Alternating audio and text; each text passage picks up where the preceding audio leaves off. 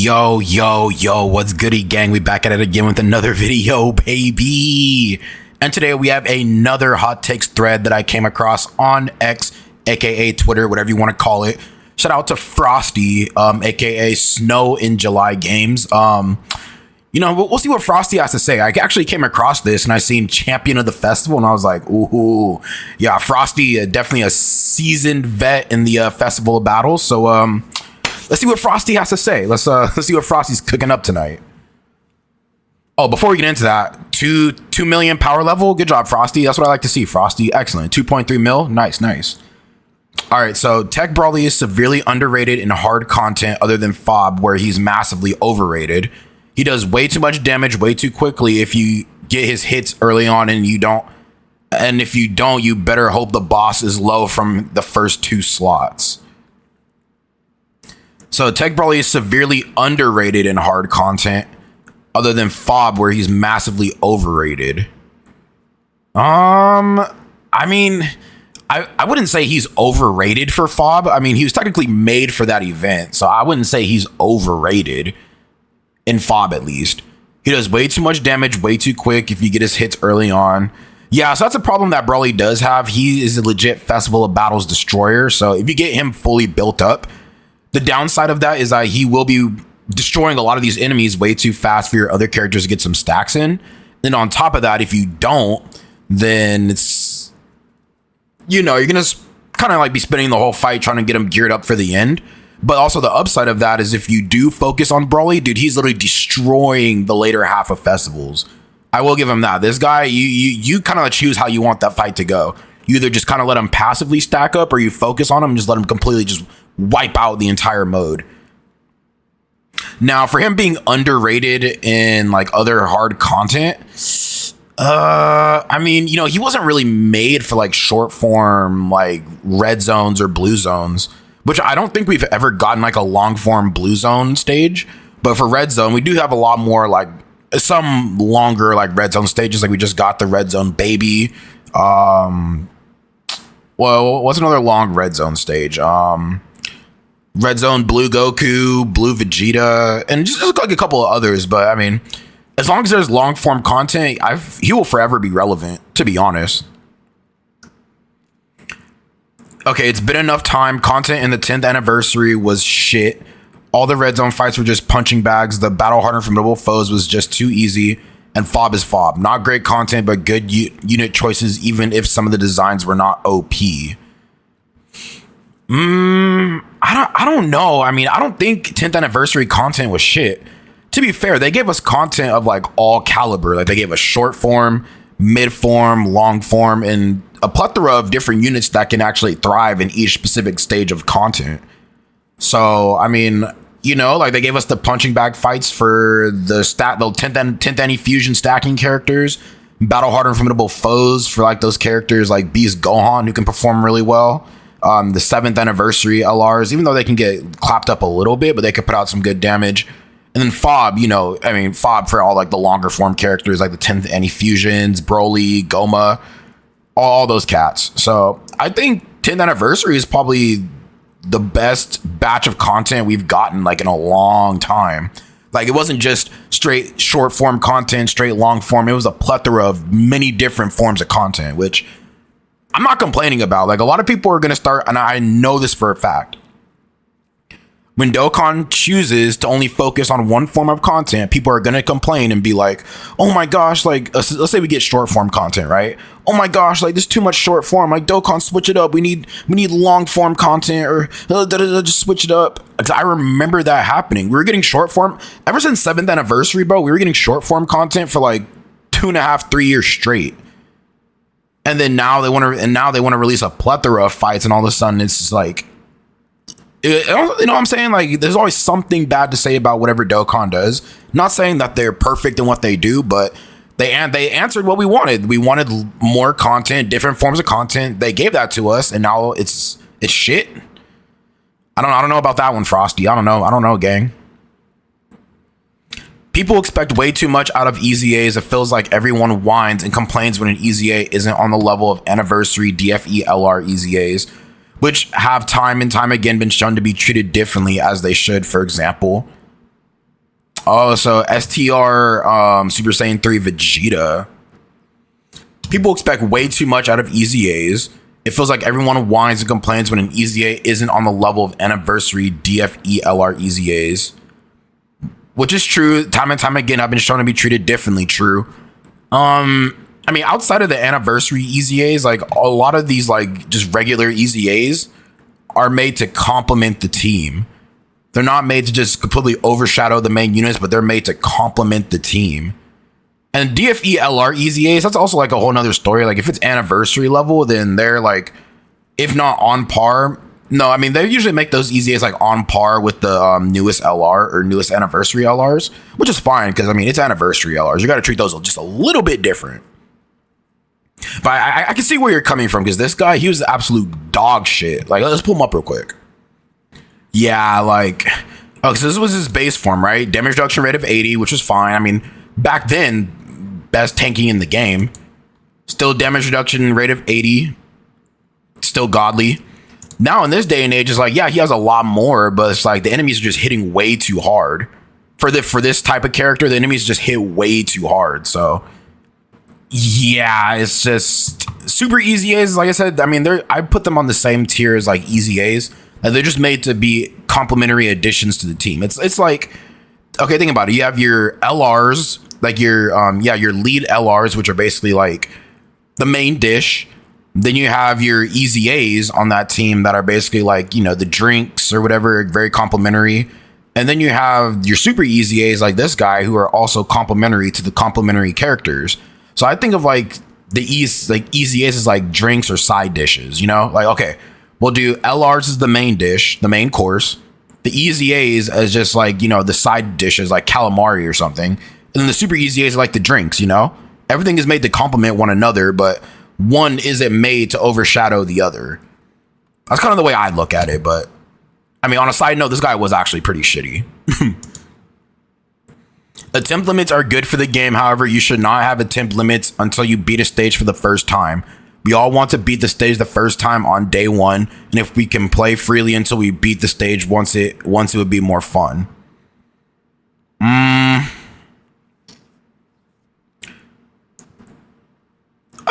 You know, I kind of agree with this. Kind of. Attempt limits are good for the game. Yeah, I can agree with that. However, you should not have attempt limits until after you beat a stage for the first time. So after you beat the stage for the first time, then you just automatically just to play it however long you want.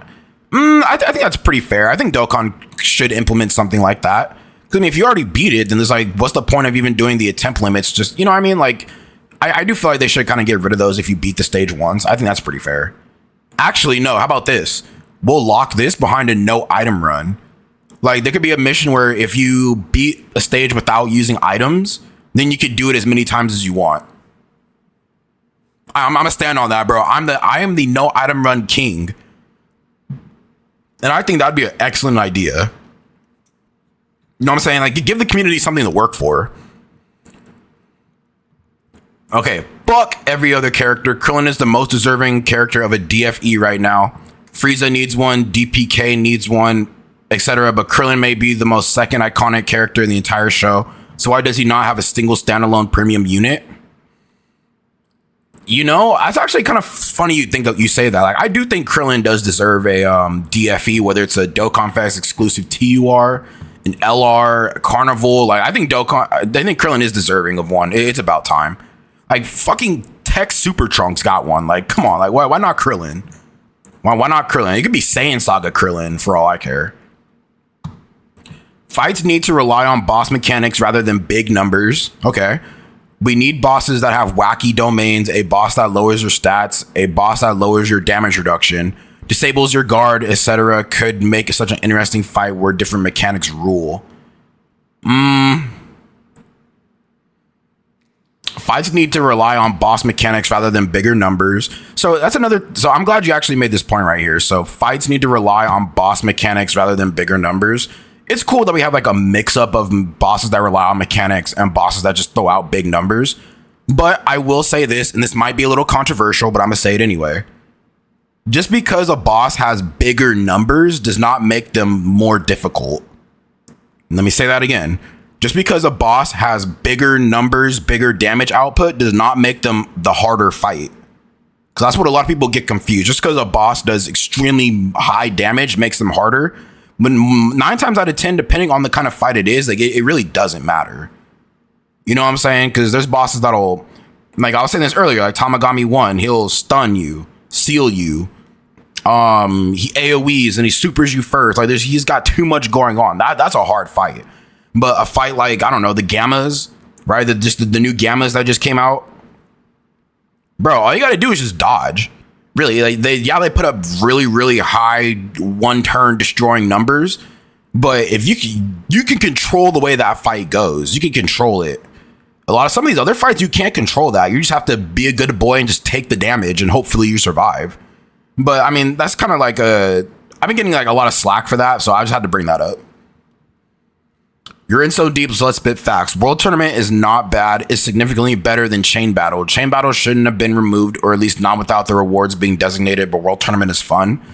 Nah, World Tournament is not fun. Like, there's not a World Tournament that I've participated in that's ever been fun. I'm sorry. Just World Tournament just sucks ass right now. And unless they can revamp it to where they just make it so much like faster to go through, then yeah, but having to spend an entire weekend on one game mode, I'm good, bro. I'm good. Units with major restrictions can be good. If the restrictions make them uber busted, Trunks, for example, did not follow this criteria. If he was guaranteed guarding, he would have been amazing for the time, but a 50-50 killed him.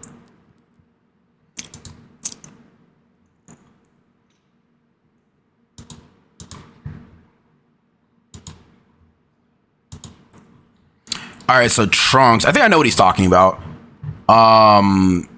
Yeah, so has a high chance of guarding with 3 or more Android Cell Saga allies, which I think on Easy A, I think they're just gonna make this like guaranteed. I'm gonna be honest, because he has a 50% chance to guard when you already had to have 3 or more. Like Android Cell Saga, when this guy dropped, that was not a team. It was not a team. Like you had to go out of your way to bring some good characters, and this guy was not saving the team. Like. Just Brody just wasn't good enough. So I think this is pretty outrageous. Like they should just make this guaranteed. If you had to run 3 or more, but a high chance, like I'm curious sometimes exactly like how they design these units, because a lot of this shit just does not make any sense. It really doesn't. 55% and 100% both matter. For the players who aren't shitty and don't use PS or BS, 55% showcases with level 10 links are extremely valuable, but I don't see a single one on YouTube, which is wild.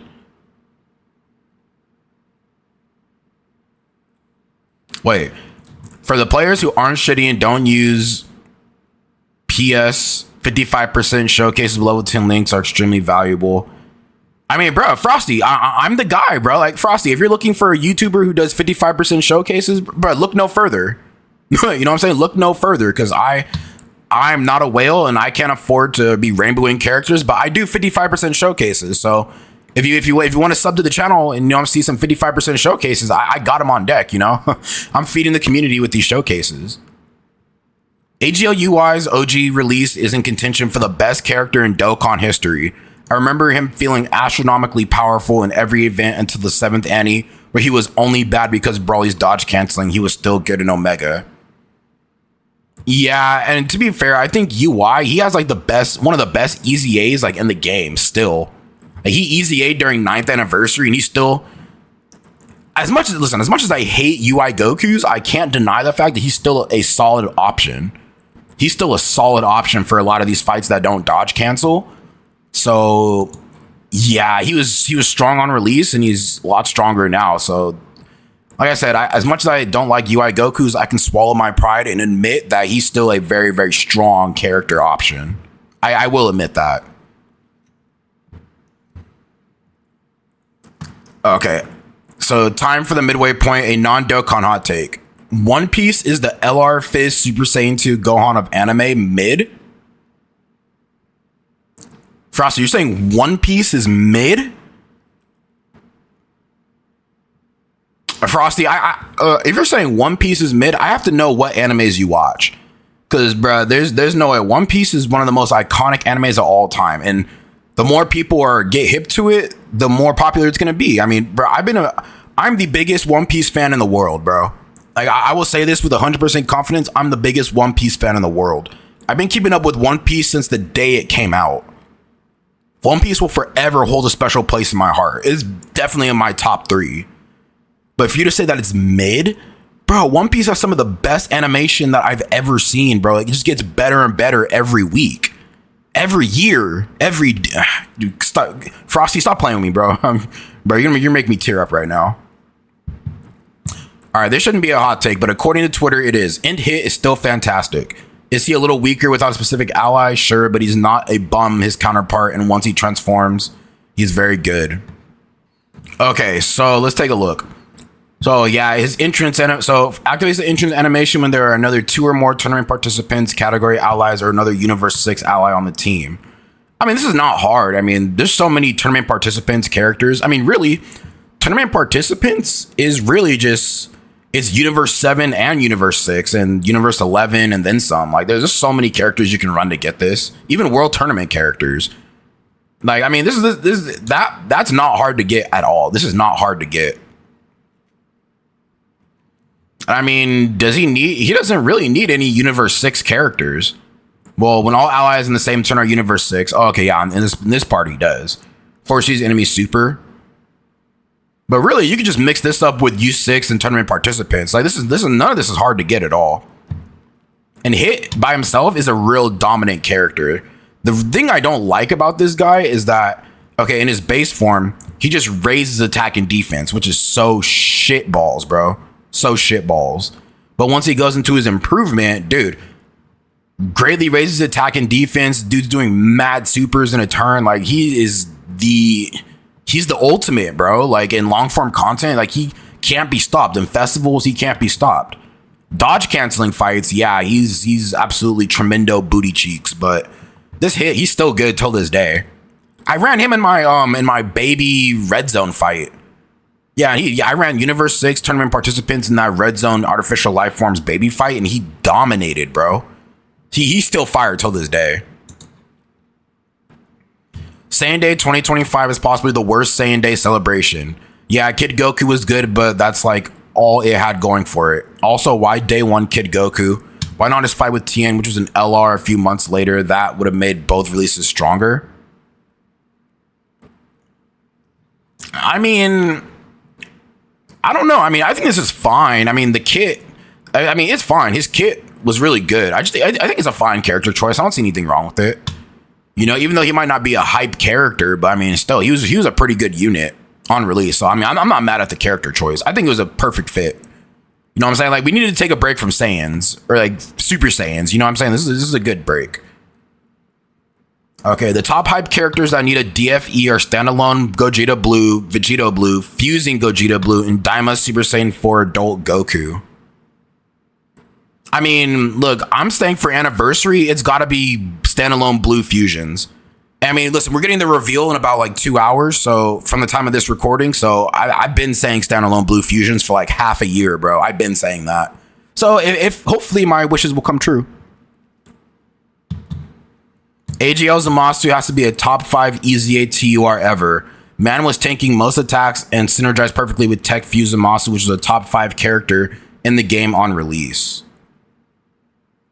This Zamasu? Nah, this guy was fucking weak sauce. Yeah, no way, dude. No way. This guy was fucking weak sauce, dude. Raised defense. Dude, he could get clapped up so easy.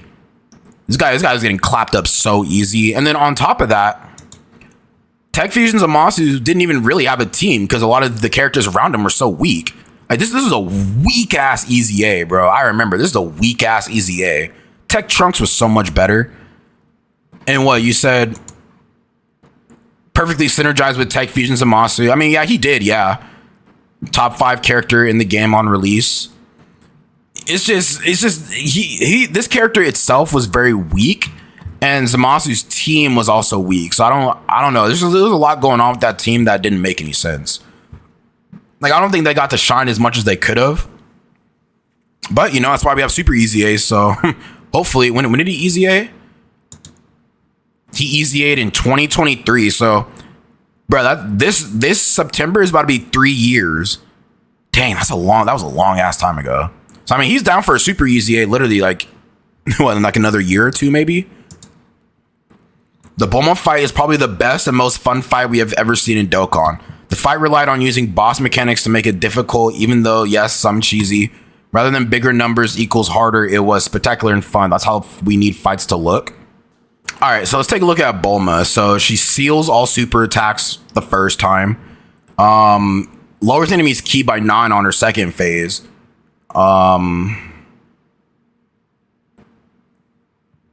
Okay, and then she just ups attack by 10. Attack and defense up by 50% for each turn.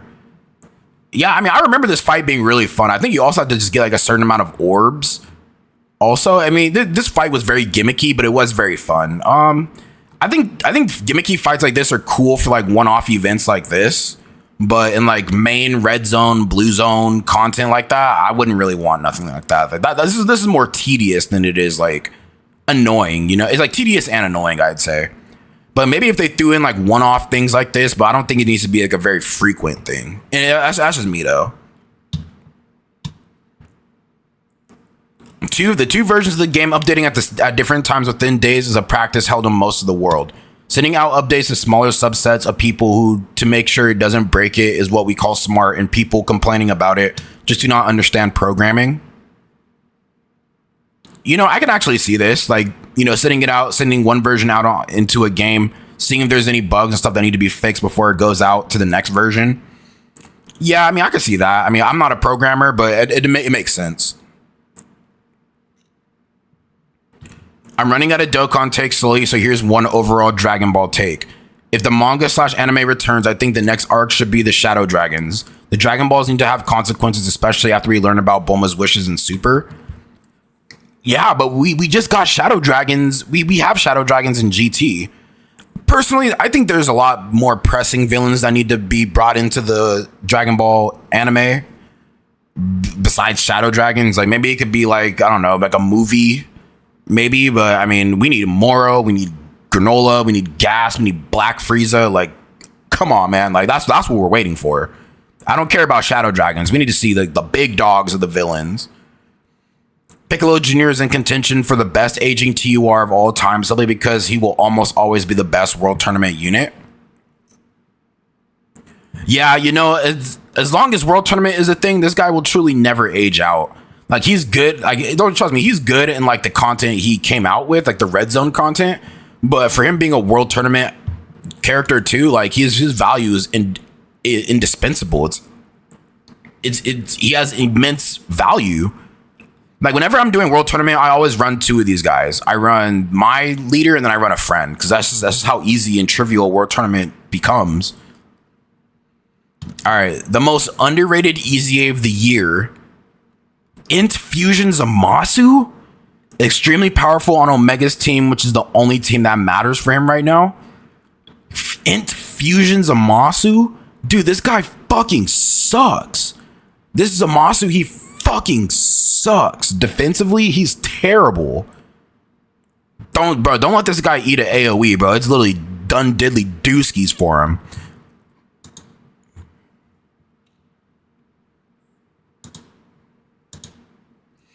Yeah, I don't know. They didn't make him too strong defensively, and that's what I don't like. Like, he does good damage, sure. Like, he does really, really good damage. Multiple supers, but he has no... His defensive mechanics are pretty, like, piss poor, in my opinion. I mean, not even in my opinion. This is factual, bro. When I'm looking at his kit, like, he doesn't have enough damage reduction. Like, okay. They only raised his base damage reduction up to by 10%. Like, this could have easily been, like, bruh, 50% right here. And then for every attack received, he's getting to additional 10% up to 80. I mean, they could have gave this like, I don't know. They probably could have made this like 40% right here. So maybe go up by 20% damage reduction, and then keep this, but up to like another, I don't know, maybe up this by 40. So he'll have 80% damage reduction. Like, bro, that would make this guy so much better. On top, like, dude, he honestly, if he had more damage reduction, he'd be like the perfect character. But no, they just had to give him some pretty piss poor damage reduction. Like, bruh, I don't know, man. He's very weak defensively, and I don't know where people thought he was good enough. But He just does good damage. That's really all this character is just damage. The big issue with 2025 is the mess up of 3 major celebrations, and it's even worse since the first year of the sync. It is not the worst year, but as of right now, it has nothing on 2024. Even the Daima Super Saiyan 4 Mini, Saiyan Day, Golden Week, and TDC were just too bad.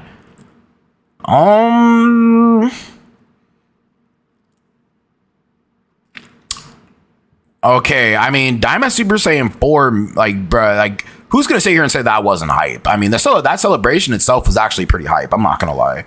Came out with a dope main unit. A Fizz Piccolo was a banger of a banner unit. Probably one of the most powerful banner units we've ever seen in the game. Saiyan Day, I mean, you could kind of, I mean, it really just depends on taste. Like, who was the Saiyan Day unit in 2024? I think it might have been Vegeta.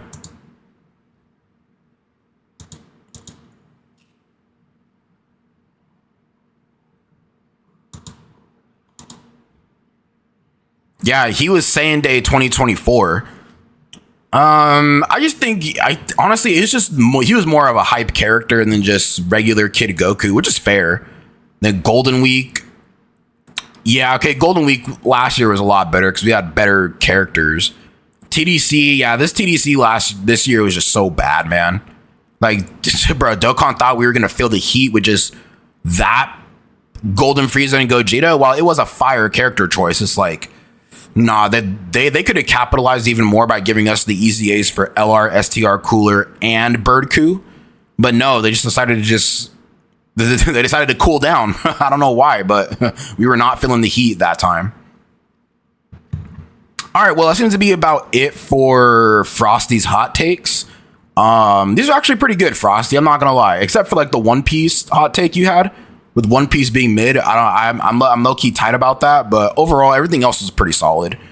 But yeah, that's pretty much it for the hot takes vid today. Let me know what you guys think. Like the comments, like the video, comment, subscribe, and yeah, again, shout out to Frosty for the hot takes. Without further ado, adios, amigos.